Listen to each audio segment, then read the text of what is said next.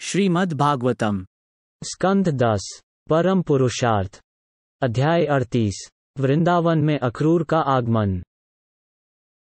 श्री शुकदेव गोस्वामी ने कहा कि महामती अक्रूर ने रात को मथुरा में व्यतीत किया और इसके बाद अपने रथ पर सवार होकर नंद महाराज के ग्वाल ग्राम के लिए प्रस्थान किया। महात्मा अक्रूर यात्रा में आगे बढ़ते हुए कमल नेत्र भगवान के प्रति असीम श्रद्धा से परिपूर्ण हो गए और विचार करने लगे, मैंने ऐसे कौन से पुण्य कर्म किए हैं, ऐसी कौन सी कठिन तपस्या की है, ऐसी कौन सी पूजा की है या ऐसा कौन सा दान दिया है जिससे आज मैं भगवान केशव की झलक पाने का सौभाग्य प्राप्त करूंगा। चूंकि मैं विषय भोगों में लीन रहने वाला भौतिकतावादी व्यक्ति हूं, इसलिए अपने लिए उत्तम श्लोक में स्तुति किए जाने वाले भगवान का दर्शन करना मेरे लिए उतना ही कठिन है जितना कि शूद्र के रूप में जन्मे व्यक्ति के लिए वैदिक मंत्रों का उच्चारण करने की अनुमति प्राप्त करना। किंतु अब इन विचारों को छोड़ दो। आखिरकार मुझ जैसी पतित आत्मा को भी अच्युत भगवान के दर्शन का अवसर मिल सकता है, क्योंकि समय के बहाव में बहती हुई आत्माओं में से कोई एक आत्मा कभी कभी किनारे तक पहुंच ही जाती है।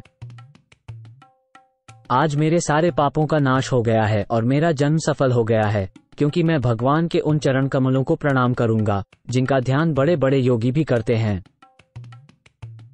वाकई आज कंस ने मुझे भगवान हरि के चरण कमलों का दर्शन करने के लिए भेजकर, जिन्होंने अब इस संसार में अवतार लिया है, मुझ पर बहुत बड़ी कृपा की है।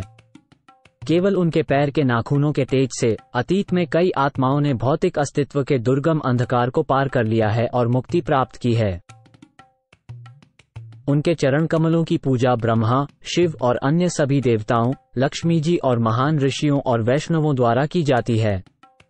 भगवान अपने साथियों के साथ गायों को चराते समय उन्हीं चरणों से जंगल में विचरण करते हैं और उनके चरण गोपियों के स्तनों पर लगे कुमकुम से सजे रहते हैं। अवश्य ही मैं भगवान मुकुंद के मुखारविंद की झलक पाऊंगा, क्योंकि अभी अभी मेरे दाहिनी ओर से हिरणों का झुंड निकला है। उनका वह मुख जिस पर सुंदर घुंघराले बाल विराजमान है, आकर्षक गाल तथा नासिका और मंद मंद मुस्कान वाली सुंदर चंचल आंखें जरूर दर्शन देंगी।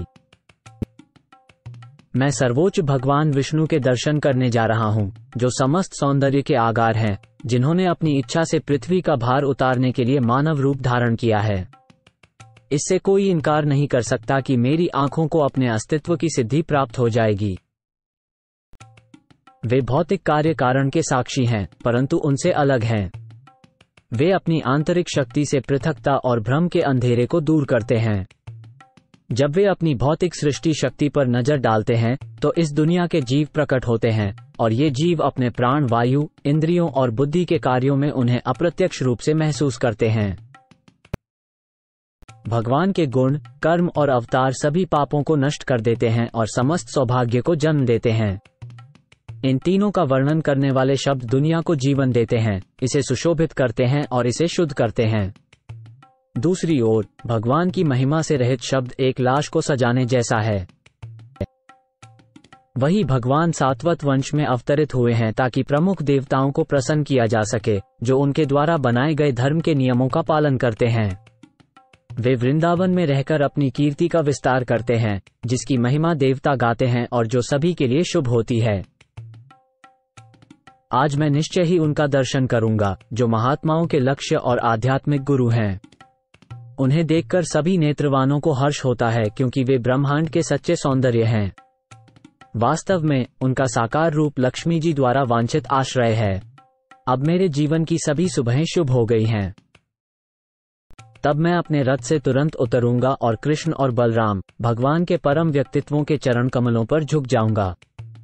उनके वे ही चरण हैं जिन्हें आत्म साक्षात्कार के लिए प्रयासशील महान योगी अपने मन में धारण करते हैं। मैं भगवान के ग्वाला मित्रों और वृंदावन के अन्य सभी निवासियों को भी अपना प्रणाम अर्पित करूंगा। और जब मैं उनके चरणों में गिरूंगा तो सर्वशक्तिमान प्रभु अपने कमल के समान हाथ से मेरे सिर पर आशीर्वाद देंगे। जो लोग काल के रूप में शक्तिशाली सर्प से अत्यधिक परेशान होकर उनकी शरण में आते हैं, उनका ये हाथ उनके सभी भय को दूर कर देता है। उस कमल जैसे हाथ को अपना दान देकर पुंड और बलि ने स्वर्गराज इंद्र की पदवी प्राप्त की, और रास नृत्य के अंतरंग आनंद के समय जब भगवान ने गोपियों के पसीने को पोंछकर उनकी थकान दूर की, तब उनके मुख स्पर्श ने उस हाथ को फूल की तरह सुगंधित बना दिया। यद्यपि कंस ने मुझे अपना दूत बनाकर भेजा है, किंतु अच्युत भगवान मुझे अपना शत्रु नहीं मानेंगे। आखिरकार सर्वज्ञ भगवान इस भौतिक शरीर के क्षेत्र के वास्तविक ज्ञाता हैं और अपनी सही दृष्टि से वे सभी प्रयासों को देखते हैं जो बद्धजीवों के हृदय में आंतरिक और बाह्य रूप से होते हैं। ऐसे में जब मैं हाथ जोड़कर उनके चरणों में प्रणाम करने के लिए गिरकर पड़ा रहूंगा तो वे अपनी मुस्कुराती हुई स्नेहमयी दृष्टि मुझ पर डालेंगे। तब मेरा सारा पाप और अपवित्रता एकदम दूर हो जाएगी। तब मेरे सारे संदेह और शंकाएं दूर हो जाएंगी और मैं गहन आनंद का अनुभव करूंगा। मुझे अपने घनिष्ठ मित्र और सगे संबंधी के रूप में पहचान कर कृष्ण अपनी विशाल भुजाओं से मुझे गले लगाएंगे। ये स्पर्श मेरे शरीर को तुरंत पवित्र कर देगा और मेरे सभी भौतिक बंधनों को नष्ट कर देगा। मेरा ये भौतिक बंधन मेरे सुखमय कार्यों के कारण हुआ है। सर्व सुविख्यात प्रभु कृष्ण द्वारा आलिंगन किए जाने के बाद मैं उनके सामने विनम्र भाव से सिर झुकाकर और हाथ जोड़कर खड़ा रहूंगा और वे मुझसे कहेंगे, मेरे प्रिय अक्रूर। उसी क्षण मेरे जीवन का उद्देश्य सफल हो जाएगा। निश्चित ही जिस व्यक्ति को परम व्यक्तित्व नहीं पहचानते उसका जीवन दयनीय है। भगवान को कोई प्रिय नहीं है और न ही सबसे प्यारा दोस्त है। वे किसी को भी अवांछनीय, घृणित या उपेक्षा करने योग्य नहीं मानते हैं। इसके बावजूद अपने भक्तों के साथ प्यार का आदान प्रदान करते हैं। जिस तरह से पूजा करते हैं उसी तरह से जैसे स्वर्ग के वृक्ष उन सभी की इच्छाओं को पूरा करते हैं जो उनके पास आते हैं। और फिर जब मैं अपना सिर झुकाए खड़ा रहूंगा तब श्री कृष्ण के बड़े भाई यादवों में श्रेष्ठ बलराम मेरे हाथों को थामेंगे और फिर मुझे अपने घर ले जाएंगे। वे वहां मेरा पूरे सम्मान से स्वागत करेंगे और मुझसे पूछेंगे कि कंस उनके परिवार के साथ कैसा व्यवहार कर रहा है। शुकदेव गोस्वामी ने आगे कहा, हे राजन, मार्ग पर जाते हुए अक्रूर श्री कृष्ण के विषय में इस तरह गंभीरतापूर्वक ध्यान करते करते जब गोकुल पहुंचे तो सूर्यास्त होने वाला था। चरण भूमि पर अक्रूर ने उन चरण चिन्हों को देखा जिनकी पवित्र धूल को समस्त ब्रह्मांड के लोकपाल अपने मुकुट में धारण करते हैं। भगवान के वे पद चिन्ह जो कमल, जौ की बाली और हाथी के अंकुश जैसे चिन्हों से पहच जाने योग्य थे, भूमि के सौंदर्य को और बढ़ा रहे थे। आनंद से बढ़ते हुए शुद्ध प्रेम के कारण शरीर के रोंगटे खड़े हो गए और आंखें आंसुओं से भर आईं। चरण चिन्हों को देखकर अक्रूर अपने रथ से उतरकर, अरे यह मेरे स्वामी के चरणों की धूल है, चीखते हुए उन चरण चिन्हों पर लौटने लगे। सभी सजीव प्राणियों के जीवन का यही परम लक्ष्य है, जिसे अक्रूर ने कंस का आदेश मिलने पर अपना सारा अहंकार, डर और दुख त्याग कर अनुभव किया और जिससे उसे आध्यात्मिक उल्लास का अनुभव हुआ। तभी से वह अपने आप को उन चीजों को देखने, सुनने और वर्णन करने में खोकर रह गए जो उन्हें भगवान कृष्ण की याद दिलाते थे।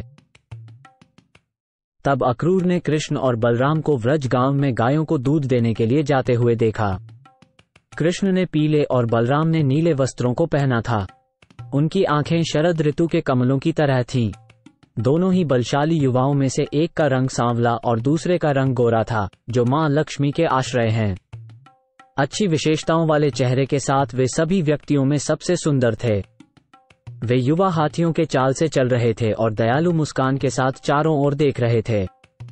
उन दोनों श्रेष्ठ व्यक्तित्वों ने अपने चरणों के चिन्हों से चरागाह को सुशोभित किया, जिनके निशान झंडे, वज्र, हाथी के अंकुश और कमल के थे।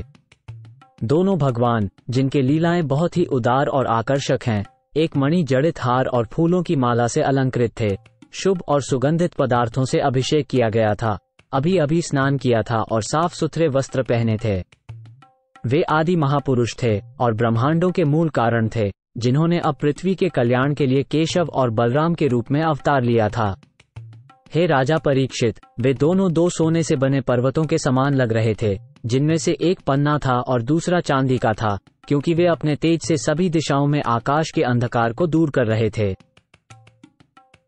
स्नेह से अभिभूत अक्रूर झट से अपने रथ से कूद पड़े और डंडे की तरह बलराम तथा कृष्ण के चरणों पर गिर गए। भगवान के दर्शन की प्रसन्नता से अक्रूर की आंखों में आंसू भर आए और उनके शरीर पुलकित हो गए। वह इतने उत्साहित थे कि वो कुछ भी बोल नहीं पा रहे थे। हे राजन, अक्रूर को पहचानते हुए भगवान श्री कृष्ण ने उन्हें अपने उस हाथ से अपने निकट खींच लिया जिस पर रथ के पहिए का निशान है और फिर उन्हें गले लगा लिया। कृष्ण को प्रसन्नता हुई, क्योंकि वे अपने शरणागत भक्तों के प्रति हमेशा कृपालु रहते हैं। जब अक्रूर सिर झुकाए खड़े थे तो भगवान संकर्षण, बलराम, ने उनके जुड़े हुए हाथ पकड़कर उन्हें कृष्ण सहित अपने घर की ओर ले गए। अक्रूर से उनकी यात्रा के बारे में पूछकर बलराम जी ने उन्हें बैठने के लिए श्रेष्ठ आसन दिया, शास्त्रोचित विधि से उनके चरणों को पखारा और आदरपूर्वक उन्हें मधु मिश्रित दूध दिया। सर्वव्यापी भगवान बलराम ने अक्रूर को गाय का उपहार दिया, उनके पैर दबाकर थकान दूर की और फिर बहुत आदर और विश्वास के साथ विविध सुंदर स्वादों वाले उचित विधि से बना भोजन खिलाया। जब अक्रूर भरपेट भोजन कर चुके तो भगवान बलराम, जो धार्मिक कर्तव्यों के परम ज्ञाता हैं, ने उन्हें मुंह मीठा करने के लिए सुगंधित द्रव्य और सुगंधित फूलों की मालाएं भेंट की। इस प्रकार अक्रूर ने एक बार फिर से परम सुख का अनुभव किया। नंद महाराज ने अक्रूर से पूछा, हे दशाव वंशज, उस बेरहम कंस के जीवित रहते हुए तुम सब कैसे अपना पालन करते हो? तुम तो बूचड़खाने में मेमनों की तरह हो। अपने स्वार्थ के लिए उस क्रूर कंस ने सिसकती हुई दुखी बहन की आंखों के सामने ही उसके बच्चों को मौत के घाट उतार दिया। तो फिर हम तुम, जो कि उनकी प्रजा हो, की सुख सलामती के बारे में पूछ ही क्या सकते हैं? नंद महाराज के पूछताछ के इन सत्य और मीठे शब्दों से सम्मानित होकर अक्रूर अपनी यात्रा की थकान भूल गए।